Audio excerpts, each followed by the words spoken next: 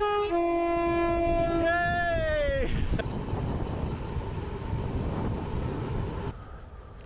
This was a fun little weekend Sunday ride out early on Sunday morning, 80-kilometre ride, heading out east from Crawley, which takes us out towards East Grinstead on the Worth Way, which is a bridle way, was a train line back in the past before they shut all our secondary lines down, sadly, in this area in Sussex. So, you know, big bonus eventually for cyclists. So we can go out and make the most of it on the bridle way now, but sad story for the death of the rail service in the 50s and 60s in the UK. They thought motor cars were going to take over. The friend Bob that I'm out with today, he's a fan of the bagging the tiles, geo-tagging of tiled zones. So we met up here in Maidenbow, which is on the east side of Crawley, and started a route out where he knew he was going to bag a couple of new of these tiled zones. I don't play the game myself, but as you work around the country, you're trying to get a bigger and bigger square of these tiles.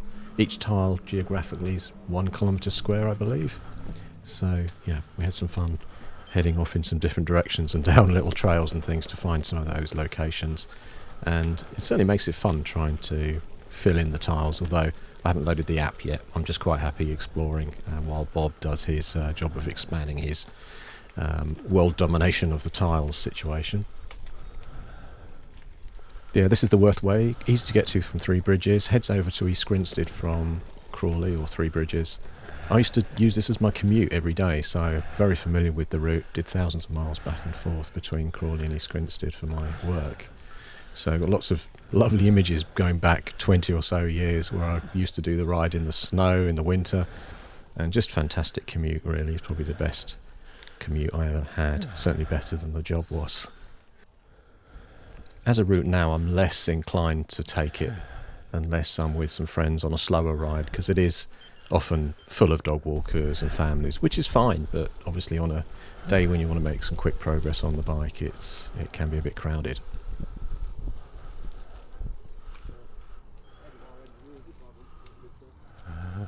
A quick bike check as we head down onto the Worth Way. I've got my Genesis steel-framed bike, medium frame, RockShox suspension, gravel specific 30mm travel on the front, Hunt wheels, Jack the rack on the front there with a Wizards Works bags. I've got Wahoo bike computer, specialised 40cm wide handlebars, which were second hand on eBay, along with that NV short stem and a Redshift suspension saddle post, tubus titanium rear rack, one of those muddy arse protector mud guards that just handily fitted under the tubeless rack. It's got 1xGRX on there, which I like. It's a fast bike, I enjoy riding it, so never really found myself needing any more gears. I can get up quite steep hills on it. My mate Bob here, he has a Ribble bike, and it's got pedal assist e-bike, so I had some trouble keeping up with him at some points, but he did keep it on the lowest setting to give me a chance, and he's pretty fit as well, so he was able to get up the hills really, and still make a good day of it without me feeling left behind. I find the whole green corridor cycling an interesting thing. I mean, love-hate relationship, isn't it? Back in the day, like 15 or so years ago, when I was commuting on here, 15, 16 years ago, I loved it for the short commute in the morning, freezing weather, whatever the weather, I'd be out there, and fantastic at 7 o'clock in the morning, no one else on here, and also late at night during the winter. Anything after 5:30, 6 o'clock, there was never anybody out here. I did suffer a couple of dog attacks, proper dog attacks, with one dog biting into my shoe. While I pedalled, it continued to bite in. So yeah, you do get a few incidents like that, especially very early or late in the evening, where, I don't know, maybe that's the rogue dog owners come out at that time. They kind of creep out of the forest with their more deadly, vicious attack dogs. One of the attacks was an Alsatian. Another one was the Jack Russell was the one that bit into the back of my cycling shoe and held on while I pedalled, and eventually kind of just flung itself off. But that dog was part of a pack. The lady had maybe about 6 or so small dogs, and that one obviously went in, decided to go for me. I don't think it was harmed. I wasn't harmed because luckily it didn't get my actual ankle. It only got into the shoe, and the bike didn't go through, and then it soon dropped off as I continued to pedal, scared for my life. But back to that green corridor thing, it's interesting. Back then, if I was riding outside of my daily commute, I was on this section every day, so I had some good rides on here and fun. But it did mean that if I was riding at the weekend or riding any other time long distance, I would find just being stuck in a green corridor like this without too much of a view, you're just seeing the trees, you're not seeing very far away, it can get a bit samey. And interestingly, I watched some of the longer videos in the US of people that go on these long canal trails and things, and they do again look quite samey, but with it being America, you can sometimes get these stunning view breaks where you see a lovely bit of river, a grand river on some rock outcrops or something to make it a bit more interesting. Fortunately, you don't get that in Sussex in the UK. You might get the River Mole with a shopping trolley in it or something as you go by, but otherwise it's pretty much just this green corridor style. And there's another one in Sussex like this. There's a Cuckoo Trail, and then there's the Downs Link as well. And the Downs Link is one that heads from sort of Guildford area down to the south coast as well, and that's a nice ride too. But again, similar to this, sort of like the Worth Way and out to Forest Way, it's kind of gravel, not too thick, chunky gravel. It never really gets much worse than this. You do get some sections with a little bit muddier, but generally it's an old railway, so it's been well bedded in, raised up, often on embankments like this, so you get a fantastic ride on it. Quality of ride surface, brilliant. Quality of views, not always so good. But if you've got a great friend with you, you can chat away, you can get around the dog walkers and things as well. And if, unlike me being unlucky with a couple of attacks I had from dogs, most of the time during the day the dogs are just going to sniff at you, and you sort of have to slow down a bit for them as you go past.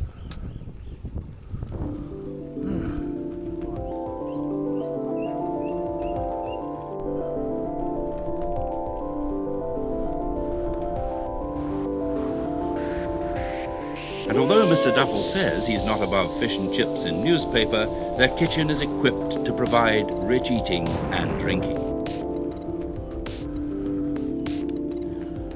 I've known a red-titched tripe for a long, long time.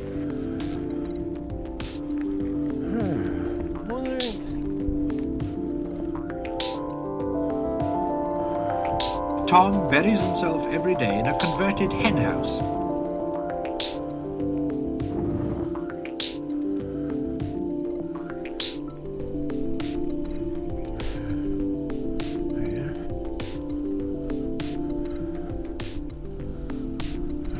The astronauts will clamber through into a 30-foot long travel trailer.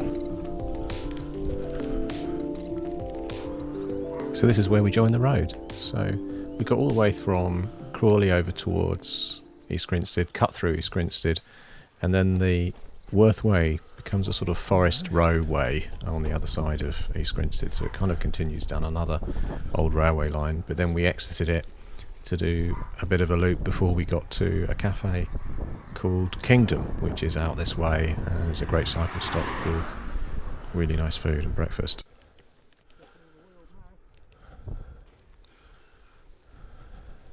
So this area of East Sussex, beyond East Grinstead on your way over to Tunbridge Wells and Crowborough Way, but we were kind of in the area just north of that sort of Crowborough side of things and Ashdown Forest, so heading up towards Hever Castle. And we did get a bit of rain at this time, but it was a really generally pleasant day. The rain never did anything other than just a very light shower, which you can see just sort of coming down now. It wasn't bad at all. So we had our rain jackets on, but we weren't getting drenched, and it only lasted about an hour before the weather picked up again. Warning! I think he had it tougher than us there. Yeah.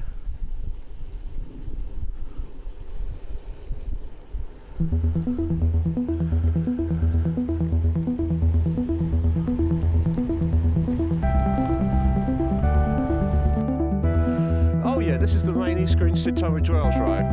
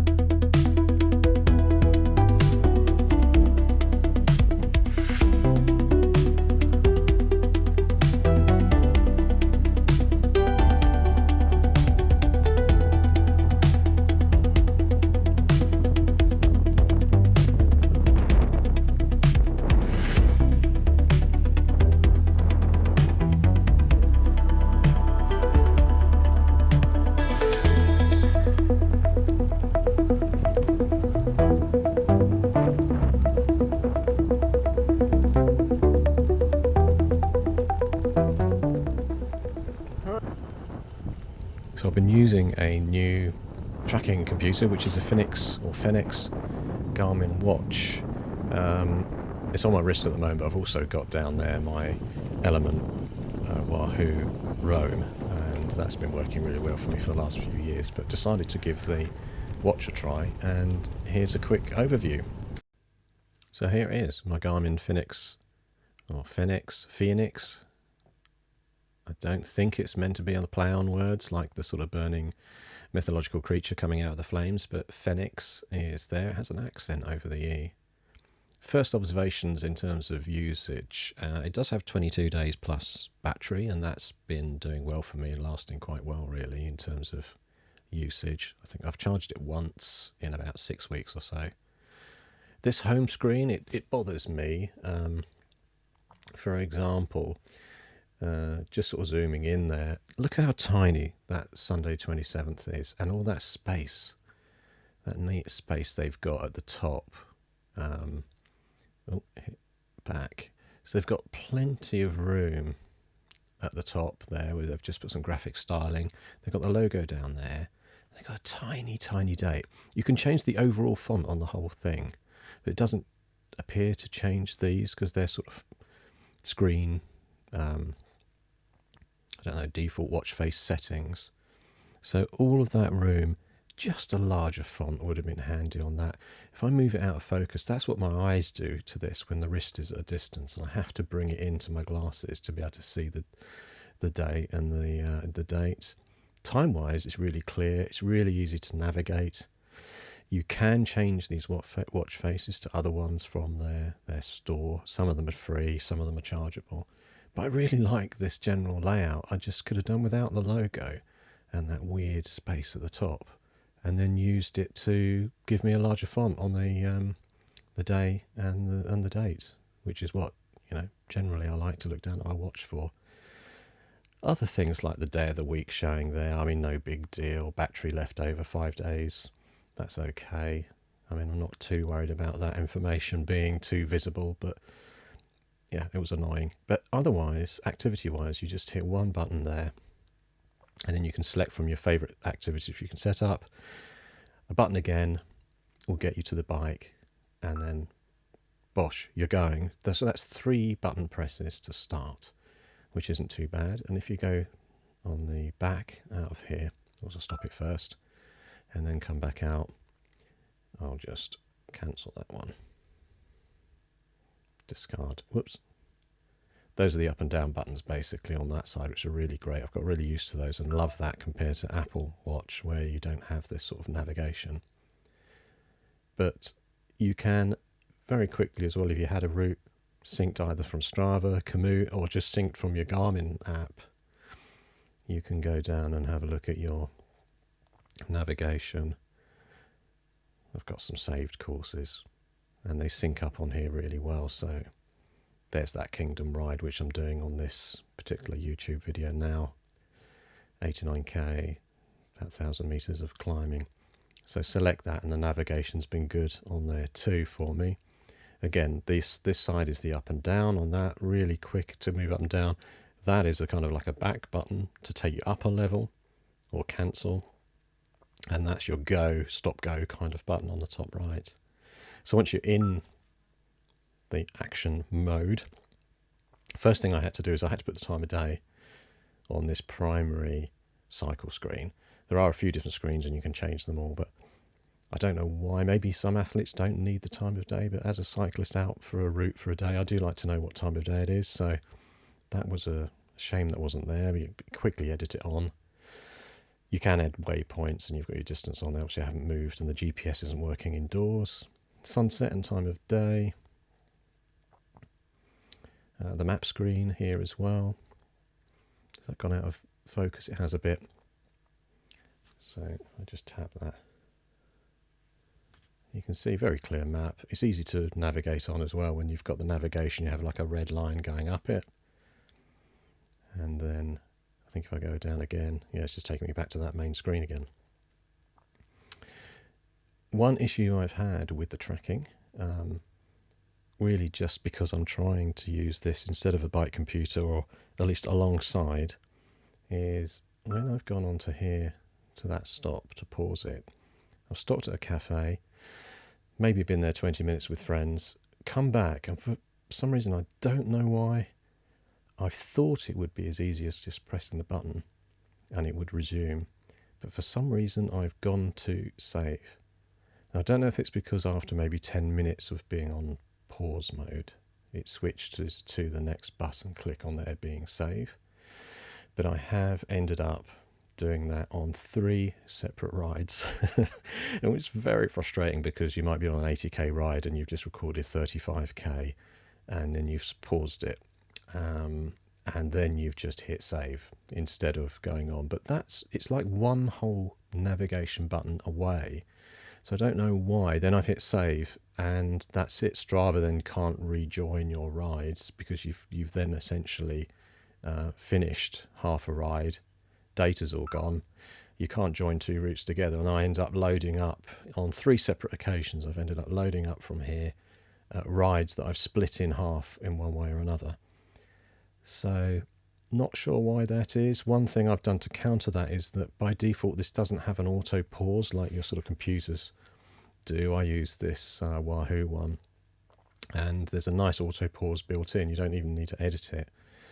And I think it's at 3 kilometers per hour, and that's what I've set on here. I had to manually set that up. So now if you stop moving, this also pauses automatically, which I thought would save me from that pain of accidentally saving a route, saving a cycle halfway round. The slightly annoying thing, which I found though, I've put that 3 kilometer pause on there, and then I've been in a coffee shop, grabbed the coffee up literally from the table really quickly, swung my hand back down, and it's thought that I've restarted. It has literally thought on here that, you swung your arm so quick that I've restarted your ride. So I thought, hang on a minute, I haven't moved. I've only set whatever the potentiometer is in here in motion with my hand move, and it's considered that as, you started riding again. Just for a moment, it glitches back on, starts to record the route, and then switches back off again when it's realised that I'm not moving. So some quirks going on there with that stop-start, which I don't really understand. So maybe I need to set the speed to less than 4 kilometers per hour or something, and therefore it'll deal with whatever's happening in there, which I think makes it think that something's starting again. Whereas on these computers, they just don't do that at all when they stop and pause at a cafe or somewhere. But maybe it's because I just put it down, and obviously with this watch on the wrist and you're moving around, you're going to be causing it to think it started working again. But yeah, navigation's fine when you're moving. You get a kind of vibration from it when you're following a route. At a glance down, it will then show you an arrow, which way to go, where to turn at the turning, and that's been fine. And I don't mind a quick look at it whilst I'm cycling, whereas the computer out front obviously would be a lot easier to see. But otherwise good. I'm probably going to start pairing it up with using it with either the Wahoo, or if I'm going to upgrade, because this is the Gen 1 of the Element Roam. They've now got a Generation 3 coming out, I think, in May this year, which will have USB-C instead of the USB-A or B, or micro USB that's on there. But yeah, I guess the main thing is that I'm navigating fine. I've done a Sportif and some other routes where they've not been guided routes, and it's got me around the map perfectly well. But not seeing your speed up front and your other data just here does impact you a bit when you're riding, because you start to think, what was my speed at the moment if I'm trying to maintain a speed on a longer ride? So I'm missing that, but as a replacement otherwise it's doing fine. And mostly battery life. I mean, I've done Audaxes, I've done 200k Audaxes where this is gone by sort of halfway through the afternoon, and I'm thinking, hang on, battery life isn't so good in this if you can't even do a whole day. I know the new ones of this and the new Garmin's do have like multi-day battery life.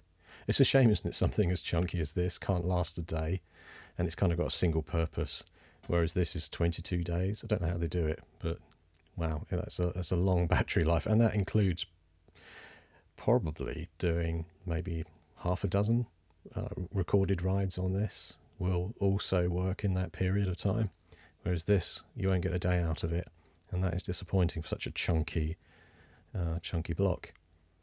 So yeah, well, that's my first couple of months, or 6 to 8 weeks, with the Fenix.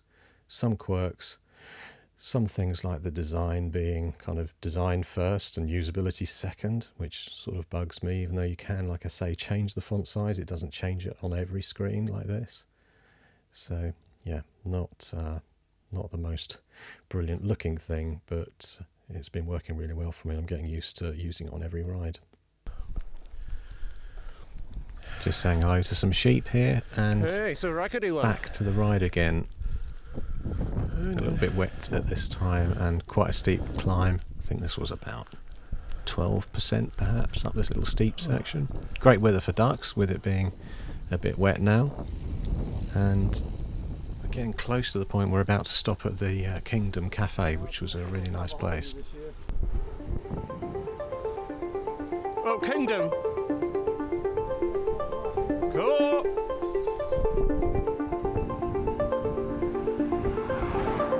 Here we are, breakfast.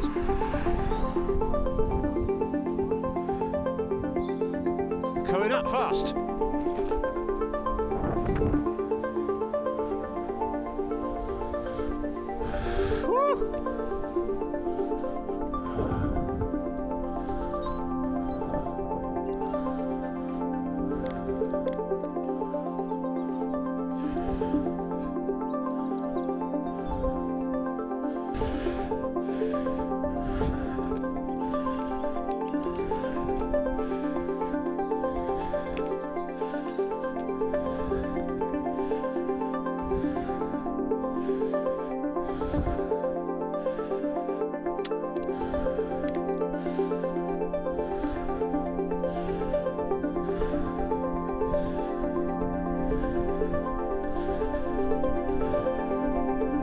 For the 3 astronauts will be hermetically sealed behind that plate glass, risking infection from any moonbugs they may have caught.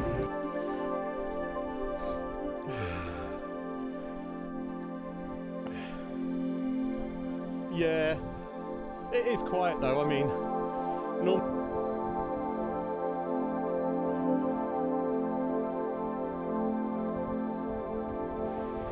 So after the lunch stop, had a bit of a bacon and brie and salad there. Fantastic little place Kingdom is. Normally rammed, but on Easter Sunday it was quiet.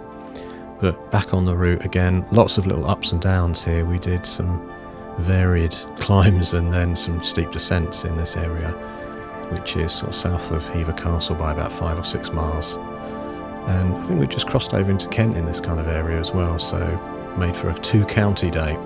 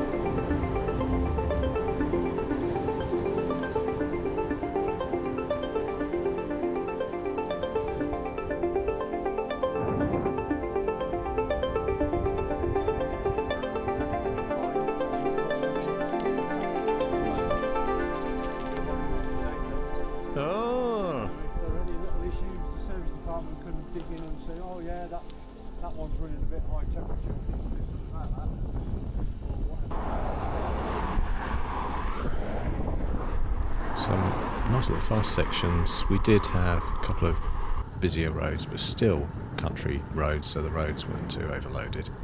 Before we stopped for another sort of coffee tea break, I had tea at the next stop with a half a shortbread, which reminds me, I think the shortbread's still in the saddlebag. I'm going to go and rescue it. So this is my Celitalia SLR saddle that I was just showing off there, and really pleased with that. It's just a saddle I found that I'm comfortable on, and I've stuck with it. I had one on the other bike, and I've done sort of 200k rides on it for the Audaxes. Got off it with no comfort issues at all, so decided needed to get one on the gravel bike as well, since it was so comfortable on one. And in fact, I had another lightweight carbon Italian style saddle on the Genesis before, and it was cutting into me, so obviously there wasn't something perfect about it, and I changed its position. I've got that redshift suspension, so you'd think I'd have like a softer saddle there as well, but didn't do great for me until I've got this one on. And yeah, well, there you go. This is a 90k ride, had mixed gravel and on-road, off-road, and was fine over that route. No saddle soreness at all with that saddle, so perfect for me. And nearly back in Sussex anyway, and heading, this route is from East Grinstead back into Crawley on the Worth Way, so last 10k or so of the ride, familiar ground, and it's a great feeling. I think I started out at the beginning of this video saying about being stuck in that kind of green corridor the whole day would be a bit grim, but actually came to the end of it. I was still enjoying this gravel, getting a little bit technical down this route, but still a lot of fun.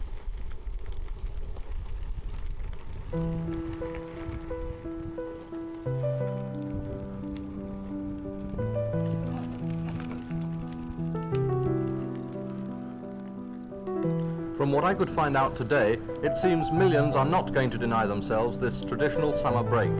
As the motorcar exodus got underway tonight, it became obvious that the extra cost of petrol was not deterring the holidaymakers, for the AA said they're prepared to see all records broken if the weather stays fine.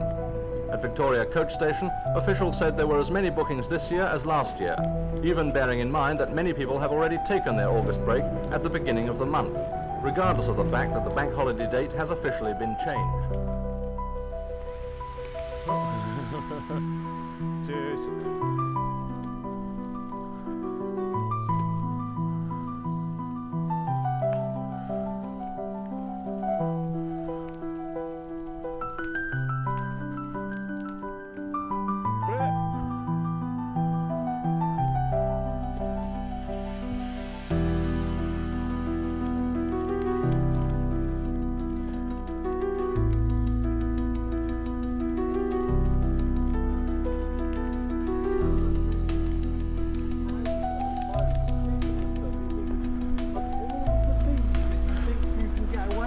Yeah, it's woo!